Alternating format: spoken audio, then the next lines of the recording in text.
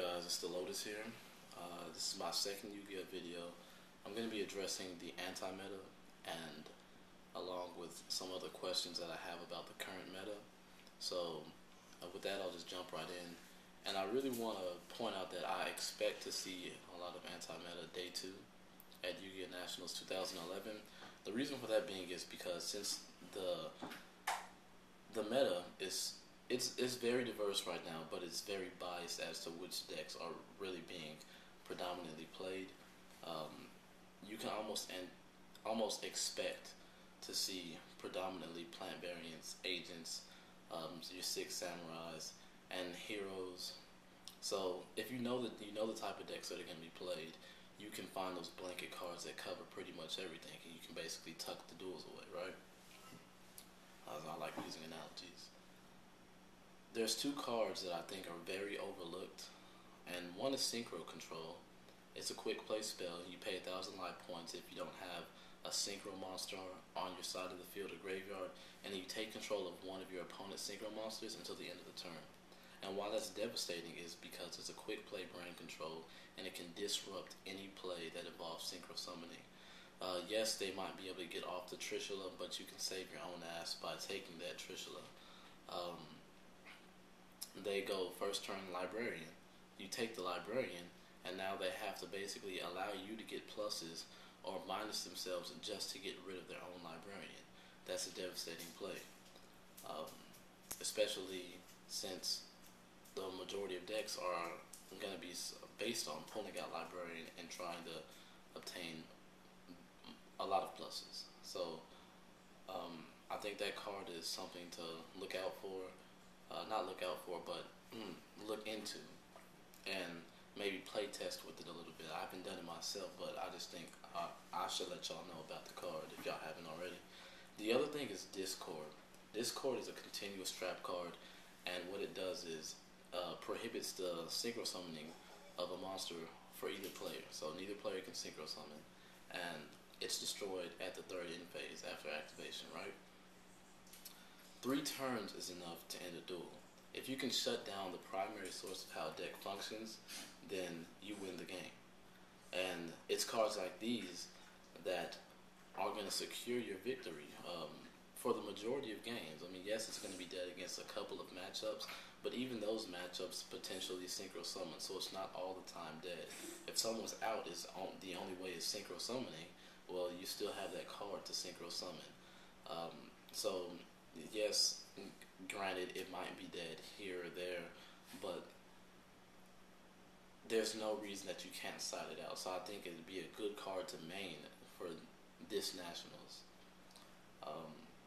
And with that, I want to go to my second point, which is the light-based decks versus agent decks. And what I really mean by that is Fableds or Light Sworns versus agents. How do you side out against that matchup? What cards do you side into it that aren't going to potentially hurt you as well? I don't really see any cards that I can think of that would, help you against the agent matchup, and the agents being very versatile, being able to pull out Perfect Herald, Christia, Master Hyperion, and having the counter traps ready. I really think those decks are at a disadvantage, so I would be cautious about playing those decks, and unless you have some kind of unseen tech, or you have some kind of unseen playing style maybe that basically dominates this matchup, you should be wary about the agent deck. It's not something to be played around with. You can lose very fast, and they can shut down the game. They can basically force you to have to play faster. They can disrupt plays. It's a very strong deck, and it's a very hard matchup if you're not prepared. So if you have any suggestions for light-based decks, just in general, even Worms, I'd appreciate it if you maybe list a couple of cards that might help in that matchup. But other than that, I'm off that topic. The next thing is text.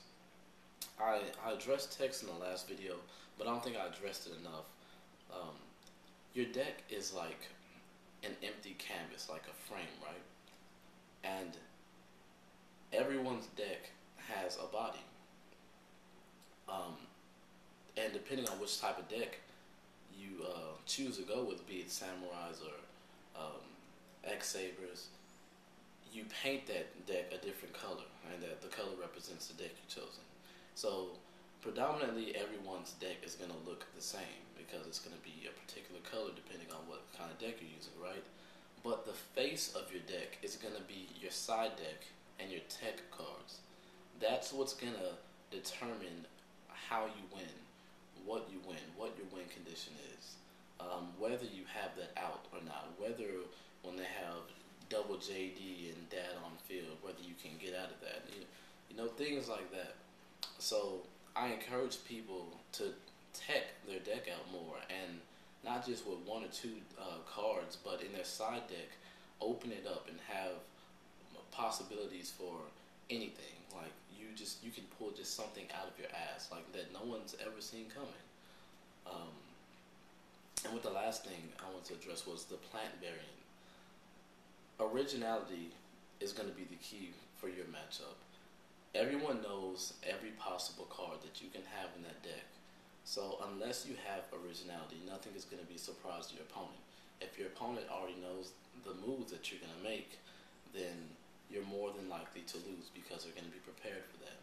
Anyone who's prepared for something is more than likely going to be able to conquer it, right? That's just common knowledge. So if you're a plant variant user, I encourage you to look at different techs, different playing styles.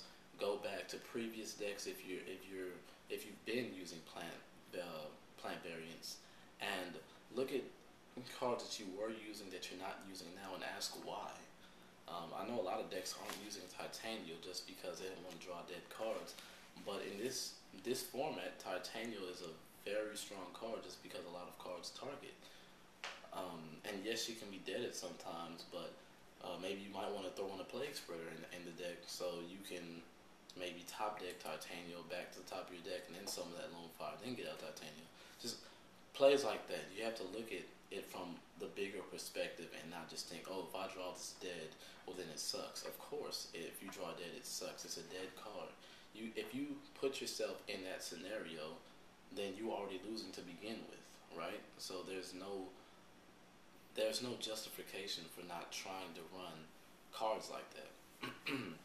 And with that, if you have any questions for me as far as anything Yu-Gi-Oh related, just comment in the inbox below. I also rate, comment, subscribe. Shout out to Desmond once again. And if you're interested in my channel, I'm doing a segment about my life. I'm doing one video a day, and I'm basically either telling a story about me or basically how my day went, or just anything. If you're interested in that at all, I have some pretty funny stories. Go ahead and subscribe to me, Way the Lotus 23. But until then, I'm out. Lotus out. Yeah.